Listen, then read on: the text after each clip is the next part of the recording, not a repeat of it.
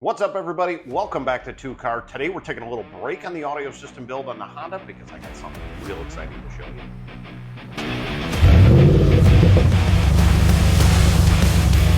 I've always been a Jeep guy, and it has been a little while since I've had a Jeep. And honestly, I've had probably 5 different Wranglers and a handful of Grand Cherokees, and I just really like the product.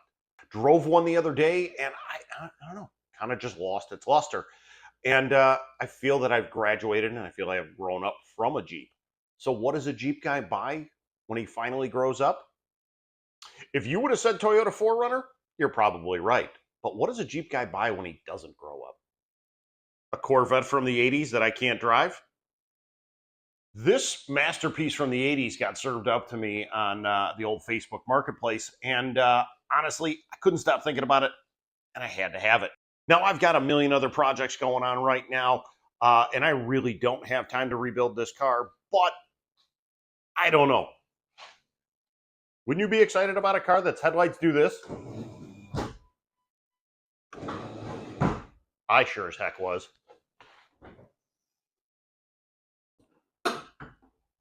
The engine is a small block 350 with tune port fuel injection, and according to the receipts that I have, it's a high-performance Jegs crate motor with Edelbrock heads.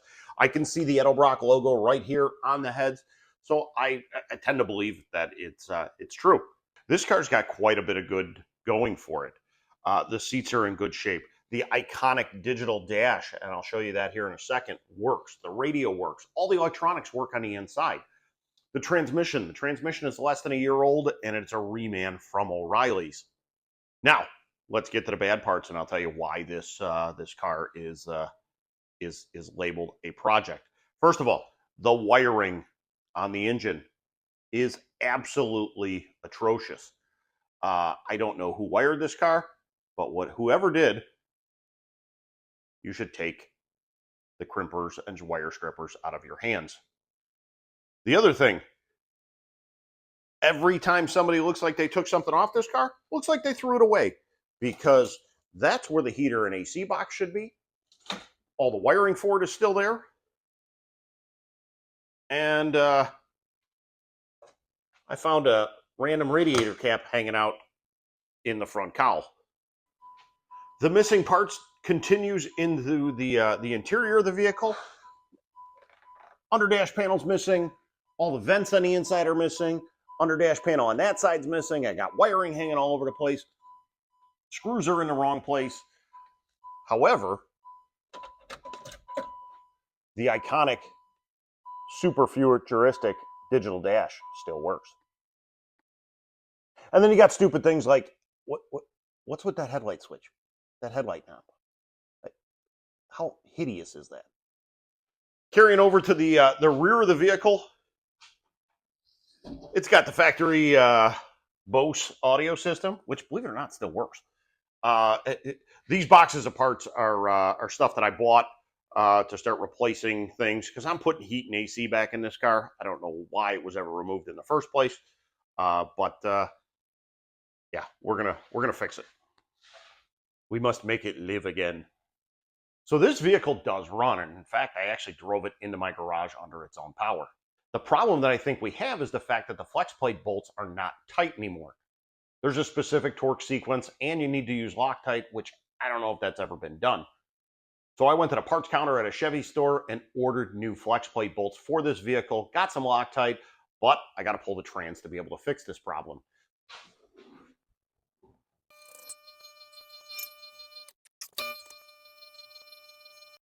So I am under the Corvette here, guys, and apparently Bo Duke owned this car before me, and I have a leaky trans pan gasket. And here, once again, there should be an inspection cover here, but it was taken off and it's nowhere to be found right now. See if I can reposition this light a little bit,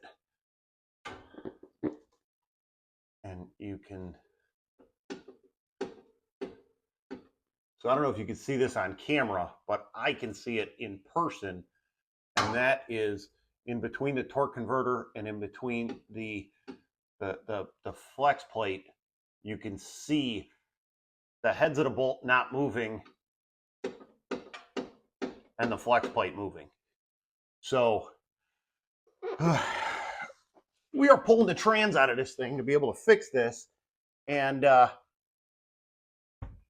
car's got long tube headers, which I'm assuming are going to have to come out, because I don't think there's any way that I'm going to be able to get this trans out with the headers in place.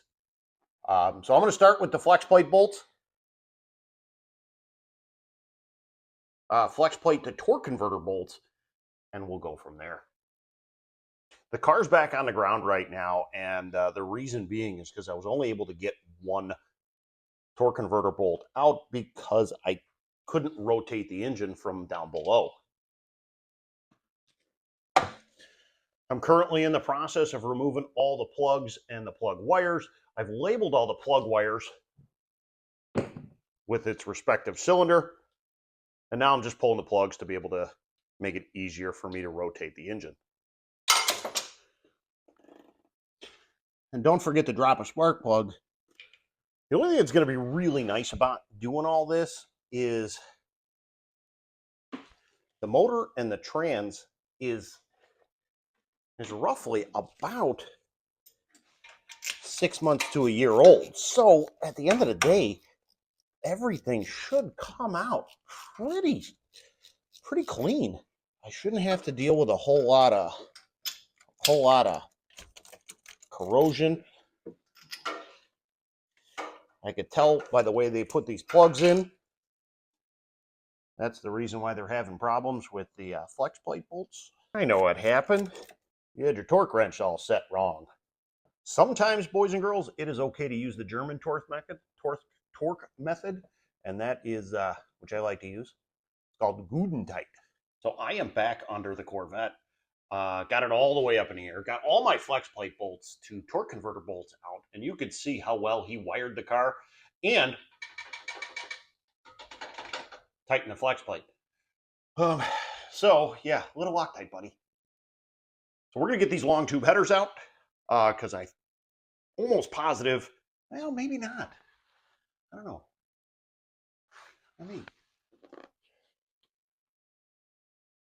Let's see. You know what? Let's get the rear section of the exhaust out instead. And then I'll decide if I'm going to have to pull these headers.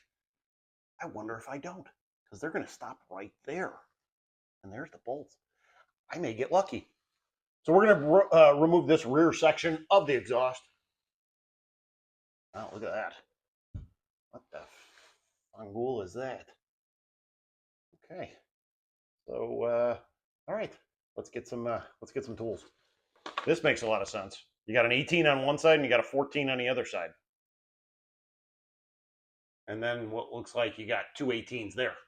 So guys, I've been wrestling with this thing for quite a while, but I have been victorious, and the long tube headers are gone. The center section of the exhaust is gone. I'm gonna have to repair some wiring on this O2 sensor, but let me show you what happened here. If you could tell, it's got those V-band clamps on there, or those band clamps on there, which work relatively well. However, why would you weld the exhaust together and clamp it together? I just don't understand this. So I just took the starter out. There was one bolt here, 9/16, and then I've got all my my wiring for my starter. And you know what? At some point, I am going to clean this wiring up. There's my starter. Everything was finger tight.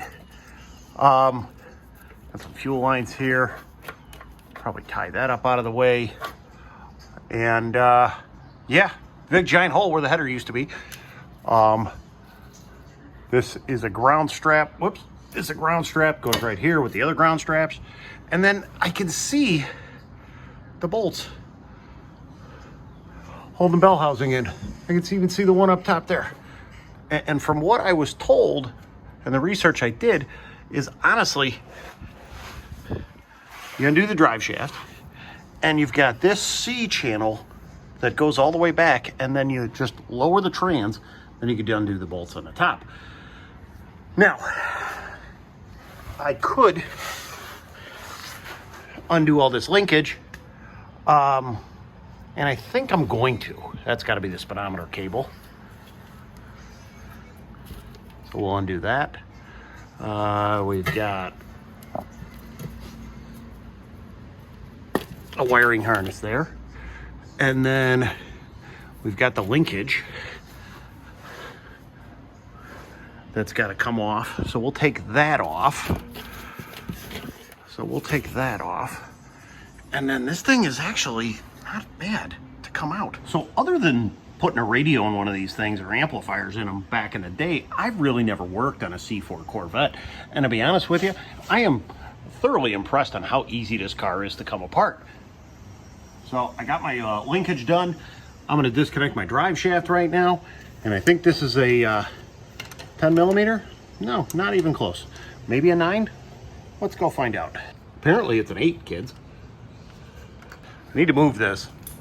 And if only there was an easy way to put this car in neutral. Oh wait, there is. Park. Reverse. Neutral, maybe? Let's see, does it move? Hey, look at that, it does. Hot damn. All right, so let's do, got my my universal on my quarter drive. Let's see, does it fit in here? Let's try this one. Oh yeah, it does. Look at that. Everybody say hello to my brother. Hello, hello. So he came over to help pull the trans, and we're gonna do that. But according to him, what'd you just say? I said, hey, I go, that's pretty nice. I go, you already removed some of the engine mount bolts, and there should be 3 here. And he said he didn't move. No, I didn't touch those. So they gone. So we've got who's Dave? So we got one there, and we got one there, and then another one there. But you're saying, I didn't look at this. Yeah. Hang on.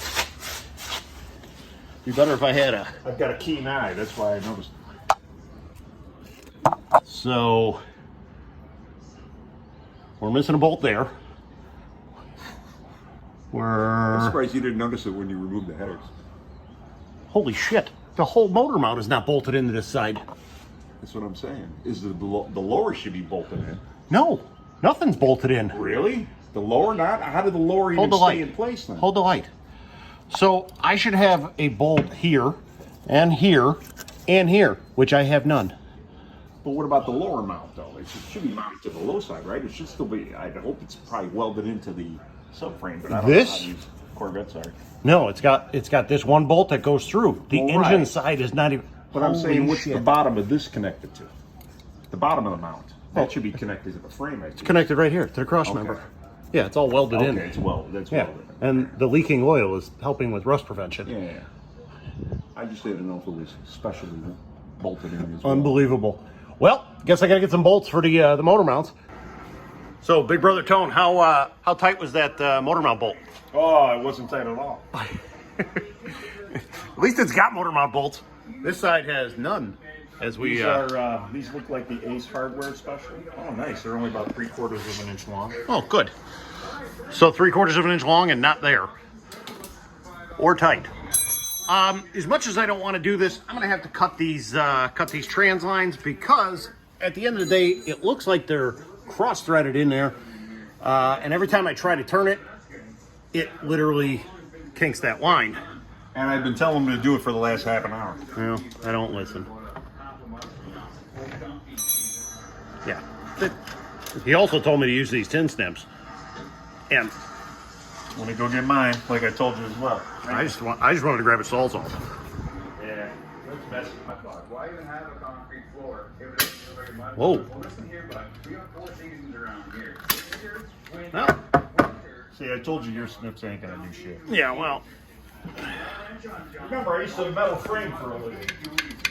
like, how loose could this be and you can't spin them off? Like, what the hell?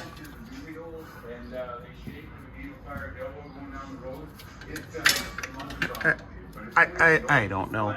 I don't know. But, okay, so we're going to move a motor mount bolt off, and I'm going to start with these bell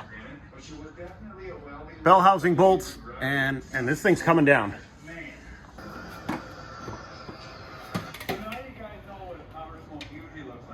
fires up cold or fires up after sitting a while.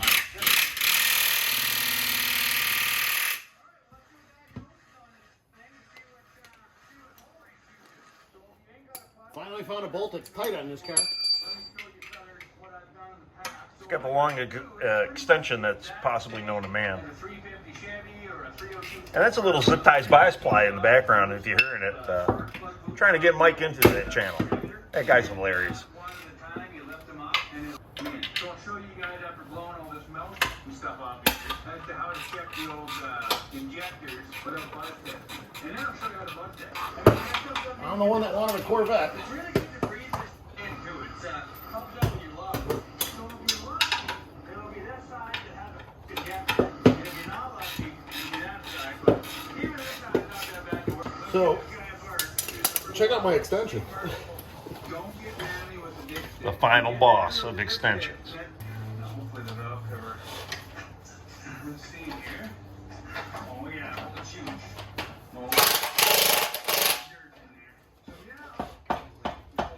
Looks like he's chooching. Fired up, and you make a little stinky mess. They show you Minty pricks as to what.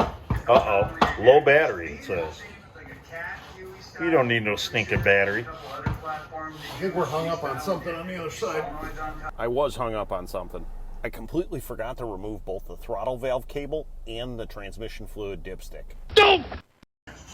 Harbor Freight Transjack wins. It's out. Big thanks to Big Brother Tony for coming over and giving me an extra set of hands because I really needed it. But him and I were just looking at this, and I want to show you guys this. Check this out. Now that bolt I already took out, but so don't worry about that. But and each one of these, haven't touched any of these. They are all, well, this one we touched, but these are all like finger snugged, and that's it. He's got the lock washers on it. Well, It should have been fine. this sleeve, I'm assuming, was going in here and freaking rattling around. So I bought new bolts. We're gonna Loctite them, torque them. I looked it up. It's 20 foot-pounds, 40 foot-pounds, and then 60 foot-pounds to torque these guys down, and some blue Loctite. But it is getting to that time where I gotta call it. So hit that like button, subscribe. Thank you. See you next time.